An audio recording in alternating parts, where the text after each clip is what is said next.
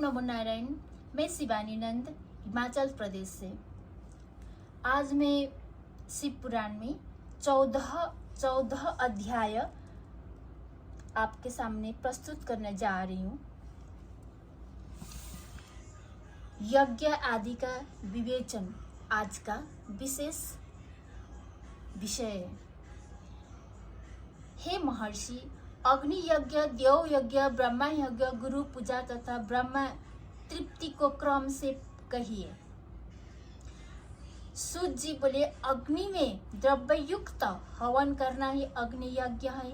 हे ब्रह्मांडों, यह अग्नि यज्ञ कई प्रकार का होता है। एक तो वह जो समिधा अग्नि में हवन की जाती है, दूसरी ब्रह्मचर्य अग्नि जिसमें ब्रह्मादि का बाहुल्य होता है। जब तक विवाह नहीं होता तब तक वह ब्रह्मचारी है। जब विवाह हो जाते तब 2 समय अग्नि यज्ञ करे। परंतु जिन महापुरुषों ने अपनी आत्मा में ही अग्नि आरोपण की हो और वनवासी हो, ऐसे यतियों के लिए तो समय पर थोड़ा और हित कर भोजन कर लेना ही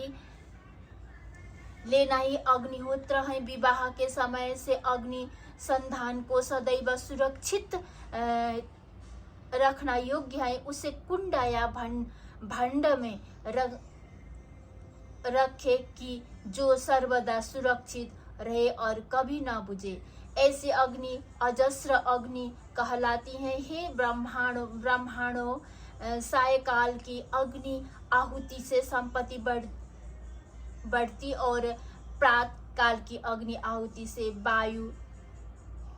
आयु बढ़ती है तथा जिनमें इंद्रादिक सब देवताओं के उद्देश्य से अग्नि को जो आहुति दी जाती है वह अग्नि यज्ञ देव यज्ञ कहलाता है।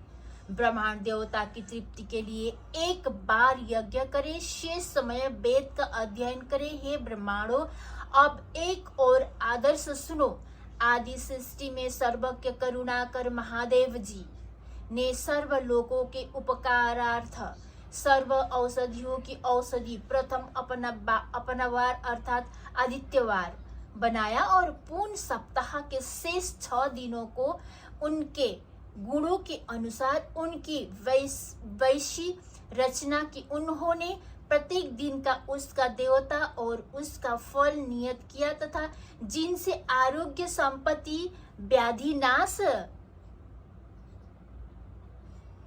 पुष्टि, आयु, रोग, मृत्यु और हानि ये यथाक्रम से प्राप्त होते है, वह विधि में नियत की उन दिनों के देवताओं की प्राप्ति से उनकी पूजा का वैसा फल देने वाले शिव भगवान ही है। वह पूजा 5 प्रकार की कल्पित की गई है। जिस देवता को प्रसन्न करना हो उसका मंत्र, होम, दान और तप करे। नेत्र, सिर रोग तथा कुष्ठ की शांति के लिए आदित्य की पूजा करे।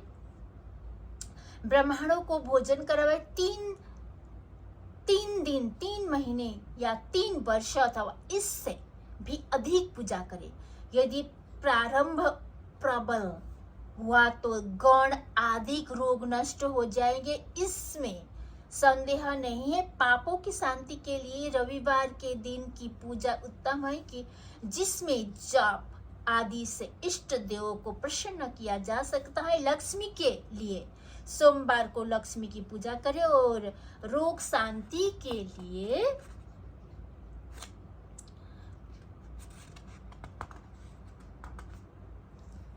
मंगलवार उत्तम है। इस दिन काली आदि का पूजन करें और उधर व मूंग आदि 4 शेर देकर ब्राह्मणों को भोजन कराना चाहिए। बुधवार के दिन विष्णु का दही से व अनेक प्रकार से पूजा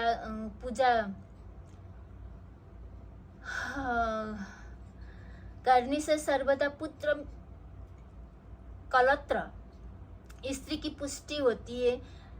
बृहस्पति का दिन आयुर्वर्धक है। इस दिन ब्राह्मणों को गौ देवताओं को उपवीत वस्त्र चढ़ाकर खीर दूध घी से उनकी पूजा सेवा करे। भोगों का इच्छुक शुक्रवार को जितेंद्रिय हो सट रस भोजन युक्त देवताओं और ब्राह्मणों की पूजा करे। स्त्री प्राप्ति के लिए शनिवार के दिन रुद्र आदि का भजन पूजन करे और तिलक दा होम तिल का दान और तिल का भोजन करावे। साथ ही उन दिनों के उन दो देवताओं की नित्य पूजा स्नान दान जप होम और तर्पण करता रहे। देश काल पात्र का विचार कर जो श्रद्धा सहित इन वारों के नियम पालन करता है उसे इस देवोपासन द्वारा सब कुछ प्राप्त हो जाता है। ब्राह्मणों को मंत्र पूर्वक और शूद्रों को मंत्र विधि से पूजन करना योग्य है। धना भाव हो तो तप से देवताओं की उपासना करे, धनी हो तो धन से पूजा करे, परंतु जो कुछ करे श्रद्धा से करे। फिर तो उसके इस प्रकार करते रहने से समय अनुसार उसे ज्ञान की प्राप्ति हो जाएगी। जो ब्राह्मण इस अध्याय को पढ़ेंगे सुनेंगे और दूसरों को सुनाएंगे उन्हें देव यज्ञ का फल प्राप्त होता है। ओम नमो नारायण।